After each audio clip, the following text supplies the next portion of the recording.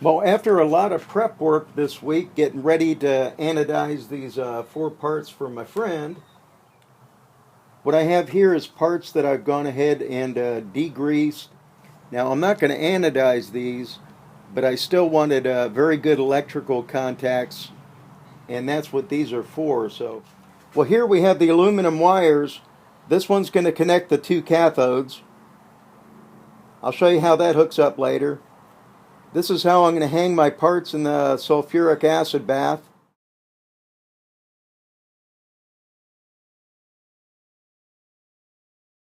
You don't have to spend a lot of money doing this stuff.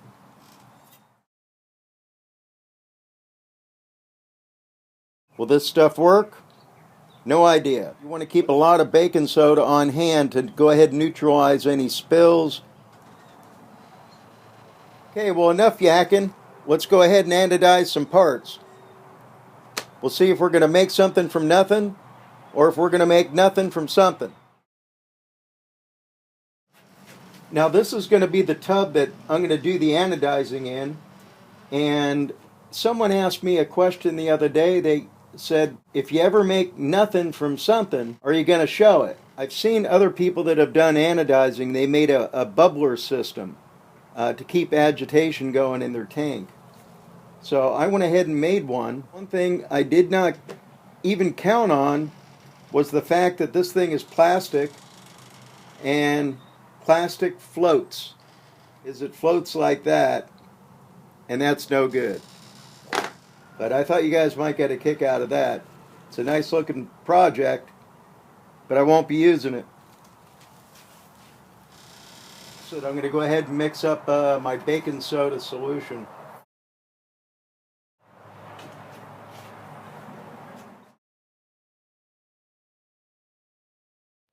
We'll keep this handy in case there's any acid spills. Well, this is going to be the setup for the anodizing. I've got the center tub where I'm going to do the anodized bath. I've got this larger tub that I'm going to fill with water, and I'm going to add ice to it during the anodizing process if the temperature of this bath goes above 68. So I could add ice around it and cool it down. I've already added my 4 quarts of water, just 1 gallon, and now it's time to add the battery acid. So let me get on a little safety gear and we'll do that.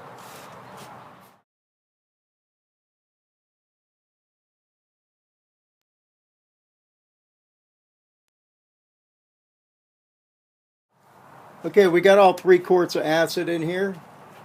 So I'm going to go ahead and cover it up.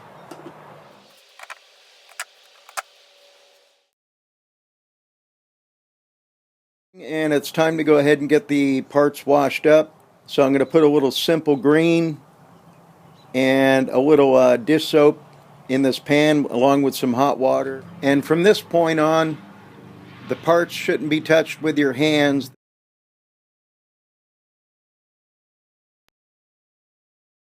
I'm going to go ahead and mist it down with distilled water. See if the surface beads up. It's looking pretty good. I'm also going to dip these in some hot degreasing water. Now, this is the first time I've ever anodized anything, so I'm trying to do a good job based on everything I've learned and read on the internet. You know how that goes. These are threaded quarter 20. I made those out of aluminum just for this reason right here, and also to hang them in the anodizing bath.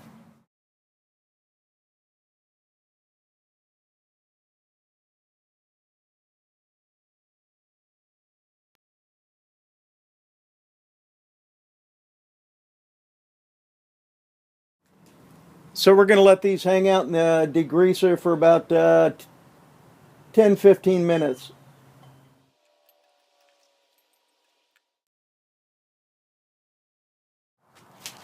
Well, here I've got the cathodes all ready to go, so I'm going to get all this stuff set up.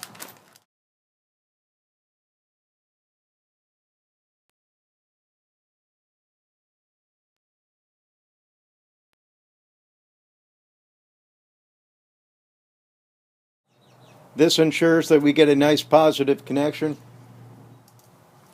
This is my bus bar for hanging the parts in the anodizing tank.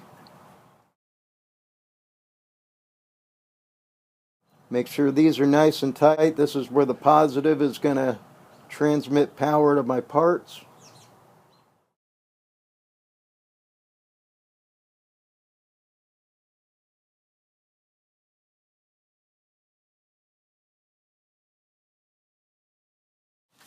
Time to get the parts connected up to the bus bar.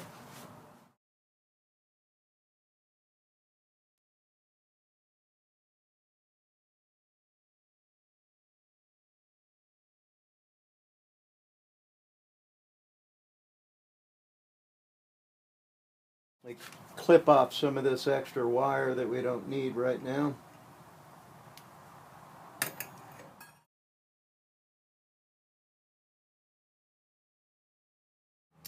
And I'm liking that. Connect the positive to the bus bar.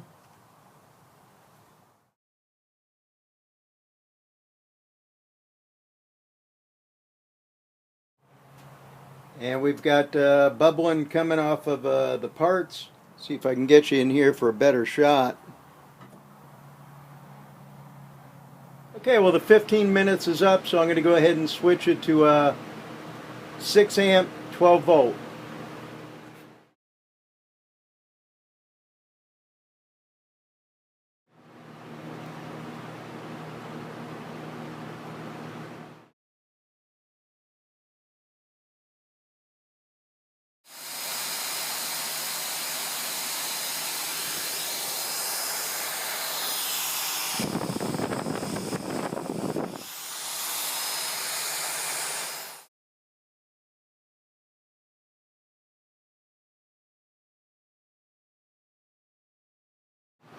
Hopefully all this will be worth it.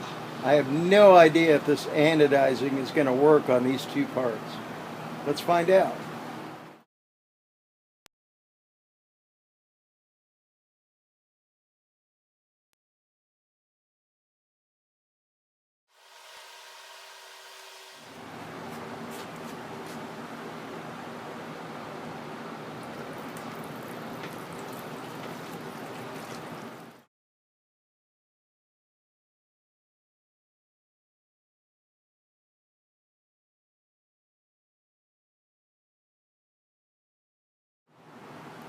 Hopefully I didn't make nothing from something.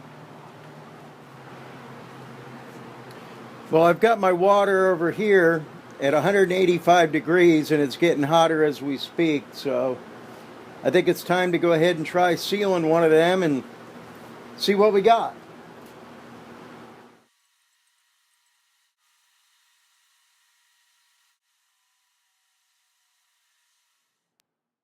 So I pulled out the first one and now I'm sealing the second one, and I still have two more of these to go, so I'm going to anodize two more tomorrow and I'm going to bring you back and show you the results of all four.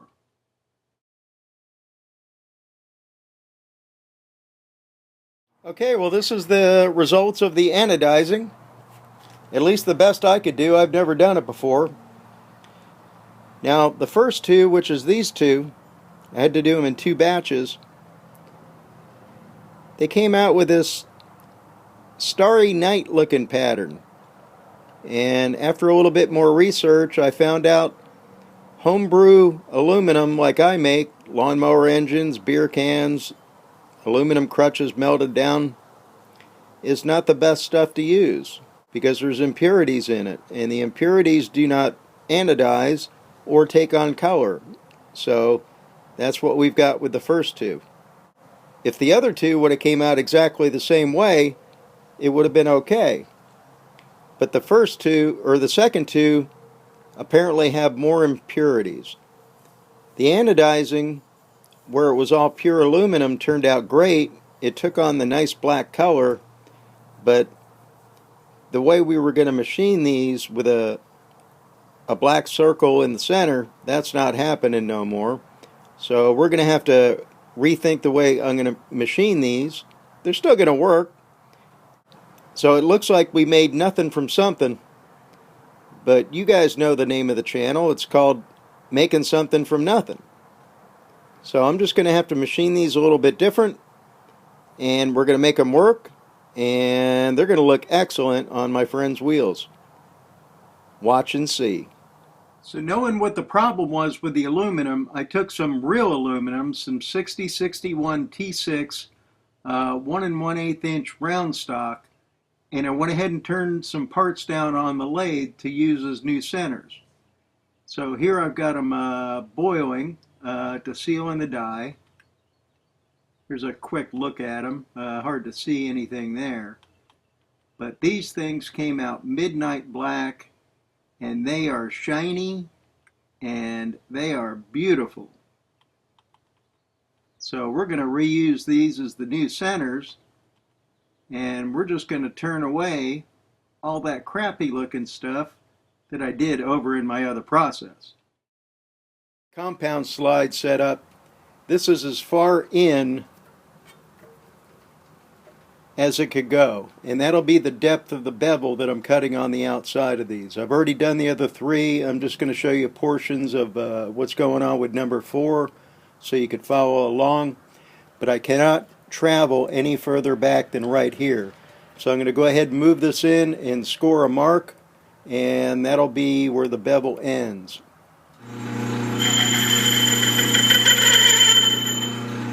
Now you'll notice that there was a lot of chatter in that little clip right there. Rather than chuck this up on the outside, which is going to make this more rigid and eliminate the chatter, I'm actually grabbing it by the shaft to actually introduce chatter. And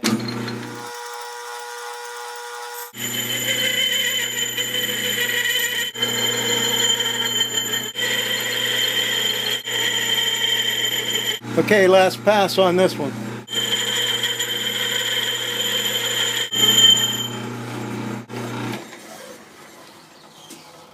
All right, let's take it out and see what we got. It's looking pretty good to me.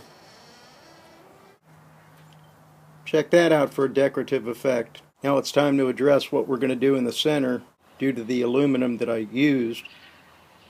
But we're going to go ahead and fix that. So stick around. We'll do that next. Well, here are all 4. And you can see why I wanted the chatter during the cutting of that bevel. That is a really cool effect. But these 2 are causing me a problem, because the gentleman wanted a black center, and then we were going to turn this back out to silver with a little black ring. So we're going to replace the centers that were attracting flies with these perfectly good ones. Machined away to attach them to the wheel caps. My battery died when I was doing down the turning on the center of these things, but you see what kind of pattern I have going on. And these are going to be the black centers that are going to be mounted right in here. Or we're going to put a nice little bevel on there, but these are a little bit small to be holding in the chuck. So what we're going to do is we're going to fixture it up, and we're going to use one of my little fixturing devices from the Anodizing, which is also threaded. And I think I can hold this piece in the 3-jaw and have just a little bit of meat hanging over to rest on the jaws to keep it nice and parallel. And we're going to grip this piece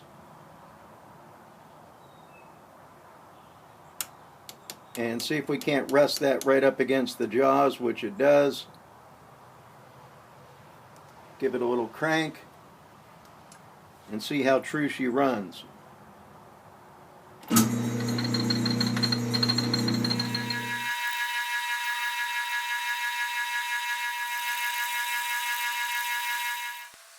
See if I could pull this out and swap it with another one.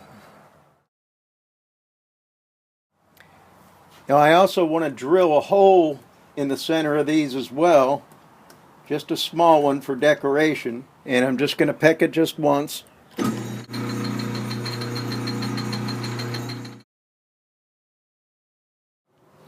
Well, I haven't screwed them up yet, and they're looking pretty good. My friend, he's a hunter, if you haven't figured out what these look like by now. So the last operation I got to do is I've got to thread this shaft half 13. I've done a lot of work Can't afford to screw it up now. So let's see if I'm any good at threading. I only got the lathe a couple of months ago, but let's see what I could do. Okay, I've got the work mounted up in the chuck. The new threading tool I just ground, it's on center height. The plastic disc that's going to go on the back of the piece extends out to this mark right here, so I'm going to put the thread relief right behind it.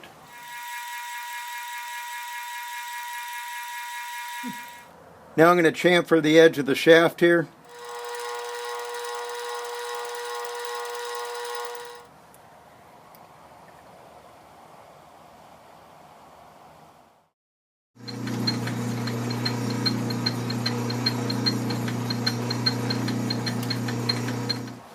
Go ahead and check our pitch.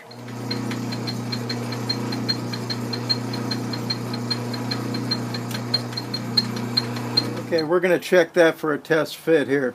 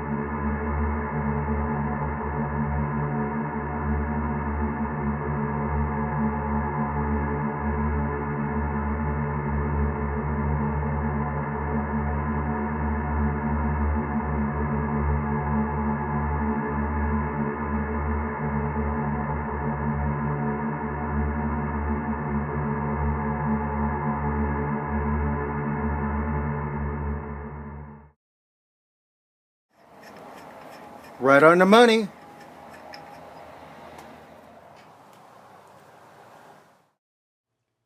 So I get all the parts washed up and clean, so I can go ahead and epoxy the centers onto the hubs.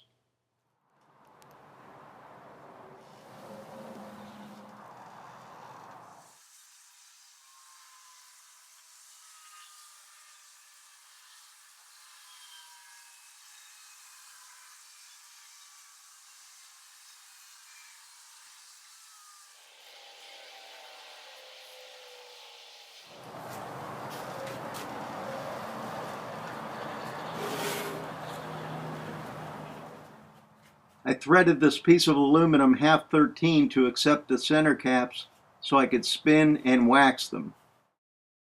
Well, between me and my friend talking about it, we decided rather than clear coat these things, we were just going to use Johnson's paste wax. It'll help him maintenance these things in the future.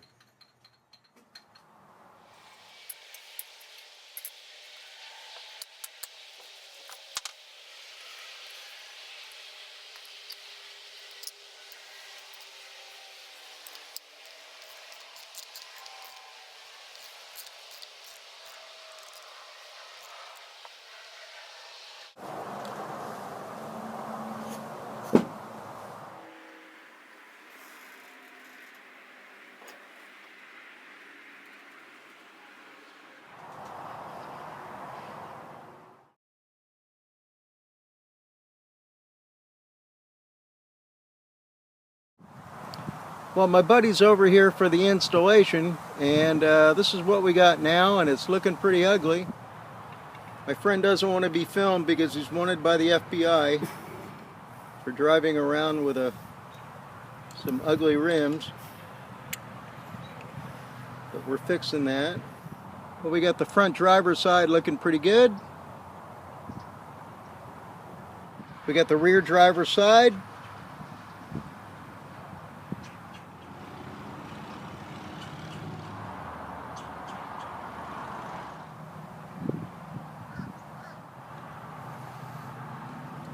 Well, what do you think, my friend?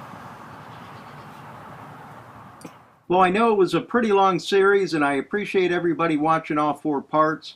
And I just wanted to say a special thank you to all the new subscribers to the channel. you're really making the channel a success, and I can't thank you enough for it. So get out in the shop and go make something from nothing, and I'll catch you on the next one.